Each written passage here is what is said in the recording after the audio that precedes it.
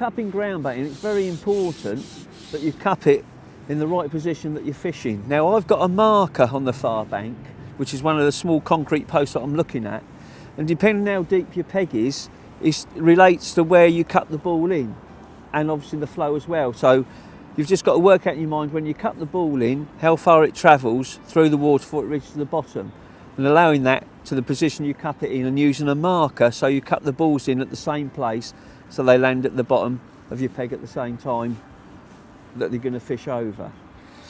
The peg I'm fishing here is a top 4 deep, but let me just show you a very simple tip. If I place a ball of ground bait in my cup, if I go out to the top 4, there's a lot of pressure pulling down to try and fit this on top of my pole.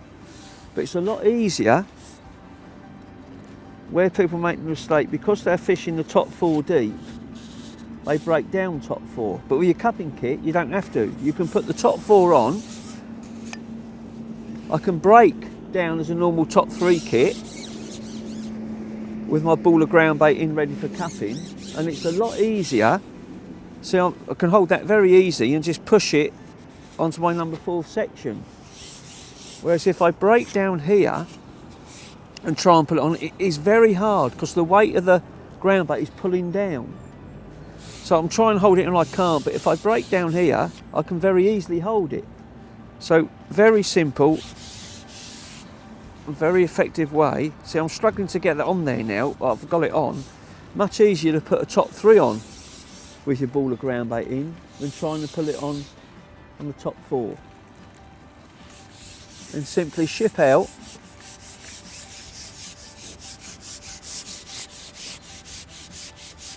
This here I'm fishing at 13 metres, and I look at my marker that I'm picking up and judging in my mind the flow. I mean, this peg's 14 foot deep, so I'm judging how far it travels when I cup the ball in. So I'm going to turn it round now, very gently just cup it in there at my marker on the concrete post on the far side, and I know that when that travels down, that'll be hitting the bottom, probably from my pole tip, probably about a metre, metre and a half to the right of it in the flow.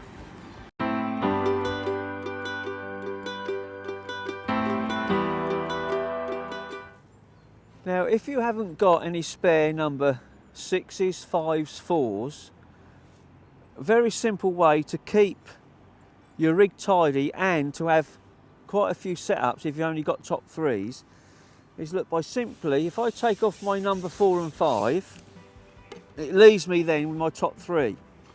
If I take my winder that the float come off of, I can simply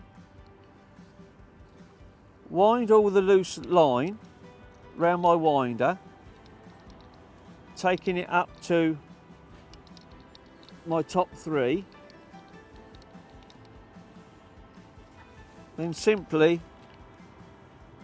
put my winder against my number 3 section with a little elastic band or piece of elastic, just put my winder on my top 3, and now I've got, that's a top 5 setup. I can simply lay it down onto my rig roost, but that is just a winder on the top 3. Very simple. Haven't got a spare number 4, haven't got a spare number 5, just simply put it on my number 3 like that, and I know that's set up for fishing out there top 5 where they've only got top 3s. And I can simply do that to 2, 3, 4 rigs depending on how many top kits I've got.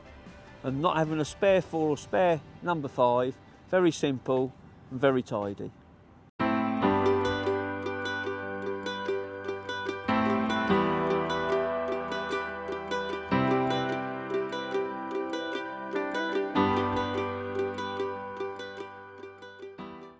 Simply there, by just adding particles to your ground bait, very effective way, especially in a swim that's deep like this, that's 15 foot deep, of getting the bait to the bottom that you know you'll be fishing over.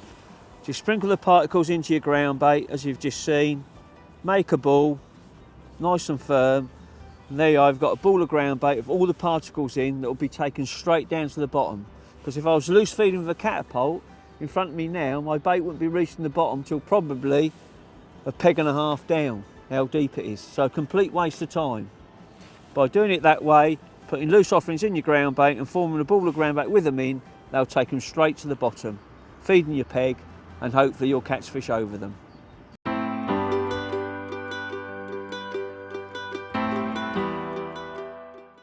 Another very important point when fishing, especially rivers that are probably moving a little bit faster than normal and that are very deep, is not to fish too short a line between your pole tip and your float. And it's very important to fish the correct length of line, because you can fish a too longer length of line. A lot of my rigs that are already tied up in my box are set to probably top 4s, top 5s, some to top 6s, and it's easy to cut back. But if you've got a rig that isn't quite long enough, you can easily add a length of line to make it longer, providing you do the correct knot so it doesn't come undone while you're fishing. But it's easy just to add a length of line to the actual distance you want for running your float through your swim, because sometimes if it's too short you won't get a proper run through, but by adding a length of line you can get more of a run through and present to the fish a lot better. Very important, obviously, running your float over the bait that you've put in where you've set your trap. Very simply, if I pull my pole tip back, if you've only got a foot of line, you're very limited how you can run it over, and you can't go past your feed to catch the fish that are hanging off the back. But by simply here where I've added a length of line, probably a metre, just over a metre, I've got more chance of catching fish as I lower it in over my baited area and running past it to catch fish that are holding back, or new fish that are probably coming in, picking up loose offerings that are floating downstream away from your baited area. Very simple, just add a piece of line instead of having a short piece that length, which you can't really do a lot with. By adding a length of line, I can cover more distance than my peg and hopefully catch more fish.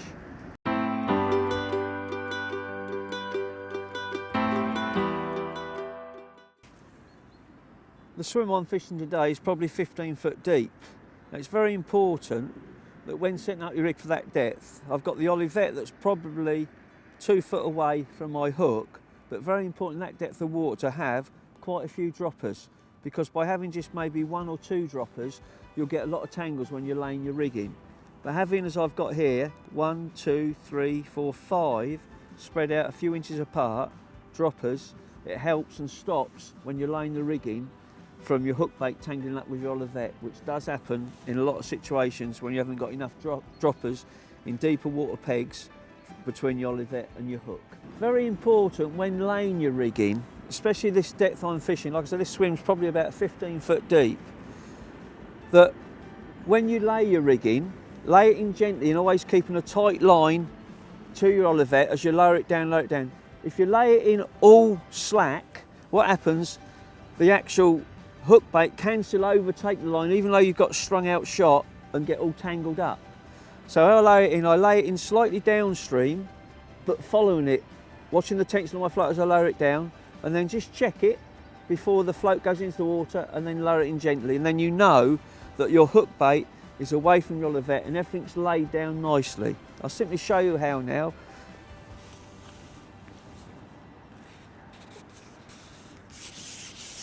Simply just ship the pole out, get the correct length, lift my olivette up, lower it in just above where I cut my feed in, and then gently following it down with the float, not in one complete, just drop in, keeping the tension, and then let the float weight up, and then just gently follow it through, keeping a check on the back of it. Very simple and very effective way not to tangle it up. It could be very simple that I could lift it up, lower it in position and just drop it. Now the olivette's falling through the water so quick that it'll overtake the hook bait, and that's how it will tangle. So by not doing that, let's just pick up and see if I have tangled it. No, that was okay that time.